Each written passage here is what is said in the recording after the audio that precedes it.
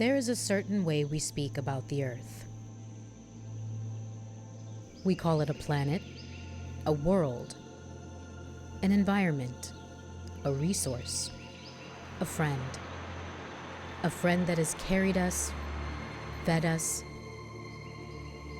sheltered us. It has given us everything we need to live. And now the Earth is showing alarming signs of distress.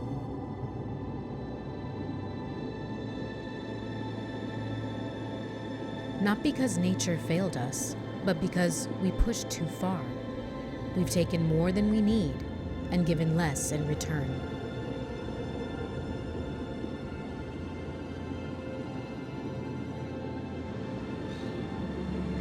Our friend is calling out for help.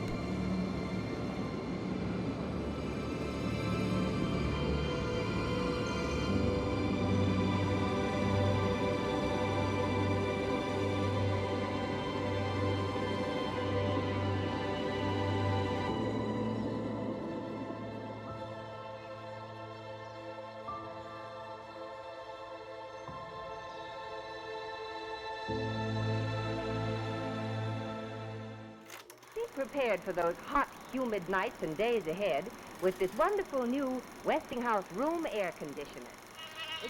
She needs off. It's the mosquito repellent that really works. For decades, chemicals called CFCs were everywhere and in everything, from hairspray to refrigerators, from cleaning products to air conditioners. They worked perfectly until scientists discovered they were destroying the ozone layer. In 1985, a massive hole appeared over Antarctica. The hole in the ozone shield is the size of the continental United States. The protective ozone layer is being threatened as never before. We're all at risk. The world faced a choice, and it acted. Industries changed, products were redesigned, and it worked. The damage slowed. This global act of unity shows that the damage we caused is not permanent. It can be reversed. That story is not just history. It serves as both a warning and a call to action. It is happening again, and on a much larger scale. The systems that built modern life are now changing the climate. For over a century, we've burned coal, oil, and gas, fueling progress, building cities, connecting the planet. But in doing so, we've filled the atmosphere with heat-trapping gases. And now, that heat is building. The planet is warming. The oceans are absorbing it. Weather is becoming more extreme. This is climate change. Scientists say Earth will pass tipping points that will lead to catastrophic environmental damage, including dangerous sea level rise, entire species going extinct, and even greater suffering in many nations. UN Secretary General Antonio Guterres said the time to act is now. Earth is becoming hotter and more dangerous for everyone, everywhere. Billions of people are facing an extreme heat epidemic, wilting under increasingly deadly heat waves. Humanity is on thin ice. A truly existential crisis that, if not addressed, threatens not only us, but succeeding generations. Climate change is not an abstract notion for these islands. Many of these climate migrants will cross borders and continents, but it's anticipated the majority will move much Extreme shorter heat distances. is increasingly tearing through economies, widening inequalities, undermining the Sustainable Development Goals, and killing people. Humans are responsible for virtually all global heating over the last 200 years. We need decarbonization now across every sector in every country. We know what it is driving it. Fossil fuel charged, human-induced climate change. The rate of temperature rise in the last half century is the highest in 2,000 years. A new urgent climate report from the United Nations. It suggests some parts of the planet could become uninhabitable if the world doesn't adapt right now. Effects of climate change are already widespread and costly. That is why I urge all business leaders to be champions on climate action.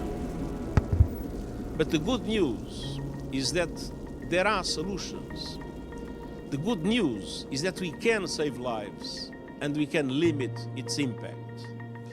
And that means governments, as well as the private sector, cities and regions, acting as though our future depends on it, because it does. Extreme heat is having an extreme impact on people and planet. The world must rise to the challenge of rising temperatures, and I thank you. The United Nations is issuing a renewed warning to the global business community, urging industry leaders to accelerate efforts towards sustainability and climate responsibility. I think it's time for business leaders to step up and to approach the table and to actually, in action, show leadership in an important question like this one. All of us need to take action now.